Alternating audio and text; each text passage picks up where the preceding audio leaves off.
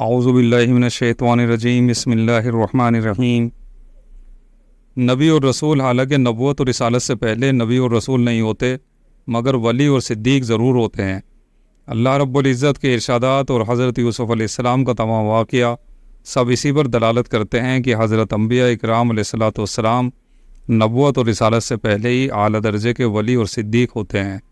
اسی طرح نبی اکرم صلی اللہ علیہ وسلم بھی شروع سے ہی شرک اور بت پرستی سے اور شرک کے تمام کاموں سے بالکل پاک ہیں، جیسا کہ ابن حشام کی روایت میں ہے، جس کا ترجمہ ہے: رسول اللہ صلی اللہ علیہ وسلم اس حال میں جوان ہوئے کہ اللہ تعالیٰ آپ کی حفاظت اور نگرانی فرماتے تھے، جہالت کی تمام گندگیوں سے آپ کو پاک اور محفوظ رکھتے تھے، اس لیے کہ اللہ تعالیٰ کا ارادہ یہ ہو چکا تھا کہ آپ کو نبوت، رسالت اور ہر قسم کی عزت اور کرامات سے سرفراز فرمائے، یہاں تک کہ آپ مرد کامل ہو گئے، مروت اور حسن خلق، حسب و نسب، علم اور بردباری، صداقت و امانت میں سب سے بڑھ گئے، فحش اور بد اخلاقی سے انتہا درجے دور ہو گئے، یہاں تک کہ آپ امین کے نام سے مشہور ہو گئے۔ حضرت علی رضی اللہ عنہ سے روایت ہے کہ نبی کریم صلی اللہ علیہ وسلم سے عرض کیا گیا کہ آپ نے کبھی کسی بت کو پوجا ہے؟ آپ نے فرمایا کہ نہیں۔ پھر پوچھا گیا کہ کبھی آپ نے شراب پی ہے؟ آپ نے فرمایا کہ نہیں، اور یہ بھی فرمایا کہ میں ہمیشہ سے ان چیزوں کو کفر سمجھتا ہوں اگرچہ مجھ کو کتاب اور ایمان کا علم نہ تھا۔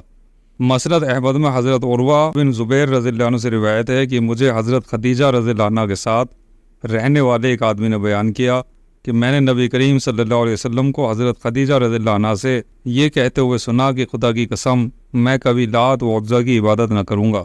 حضرت زید بن حارث رضی اللہ عنہ فرماتے ہیں کہ زمانہ جاہلیت میں جب مشرکین بیت اللہ کا طواف کرتے تھے تو اصاف اور نائلہ دو بت تھے جن کو چھوتے تھے۔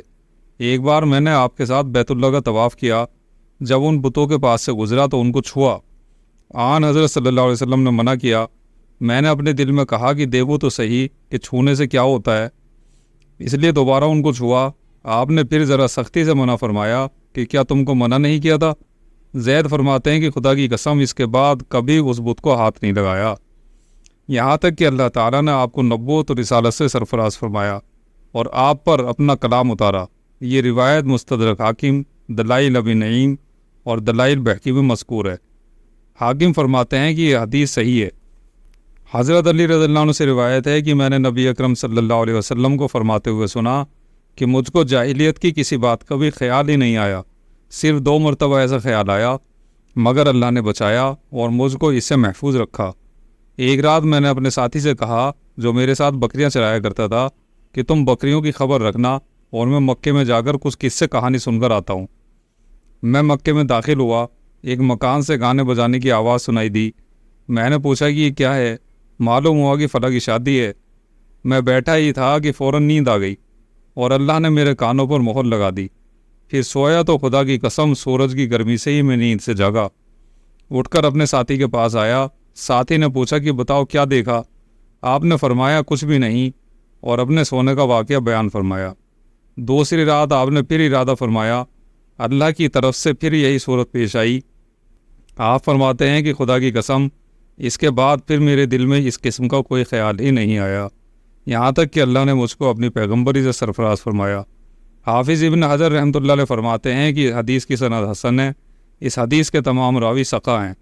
بخاری اور مسلم میں حضرت جابر رضی اللہ عنہ سے مروی ہے کہ کعبہ کی تعمیر کے وقت آپ بھی پتھر اٹھا کر لا رہے تھے کہ آپ کے چاچا حضرت عباس رضی اللہ عنہ نے کہا کہ بیٹا تہبند کھول کر کندھے پر رکھ لو تاکہ پتھروں کی رگڑ سے محفوظ رہو۔ آپ نے چاچا کے کہنے سے تہبند کھولا اور کھولتے ہی آپ بے ہوش ہو کر گر پڑے۔ اس کے بعد آپ کبھی برہنہ نہیں دیکھے گئے۔ حضرت ابن عباس کی روایت میں ہے کہ حضرت ابو طالب نے آپ سے پوچھا کہ کیا معاذرہ تھا؟ آپ صلی اللہ علیہ وسلم نے فرمایا کہ ایک سفید پوش آدمی دکھائی دیا جس نے یہ کہا، اے محمد اپنے سطر کو چھپاؤ۔ ایک بار قریش نے آپ کے سامنے کھانا لا کر رکھا، اس مجلس میں زید بن عمرو بن نفیل بھی تھے۔ آپ نے اس کے کھانے سے انکار کیا۔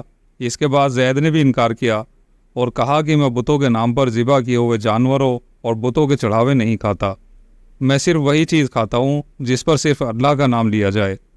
زید بن عمرو بن نفیل قریش سے کہا کرتے تھے کہ بکری کو اللہ نے پیدا کیا ہے اور اللہ ہی نے اس کے لیے گھاس اگائی، پھر تم اس کو غیر اللہ کے نام پر کیوں ذبح کرتے ہو؟ زید بن عمرو بن نفیل حضرت عمر بن خطاب کے چاچا زاد بھائی، اور سعید بن زید کے جو عشرہ مبشرہ میں سے ہیں والد ماجد ہیں، شرک اور بت پرستی سے بیزار اور دین حق کے متلاشی تھے۔ بعثت سے 5 سال پہلے جس وقت خانہ کعبہ کی تعمیر ہو رہی تھی اس وقت انتقال فرمایا۔ اللہ رب العزت ہم سب کو نیک اور صالح اعمال کی توفیق عطا فرمائے، آمین۔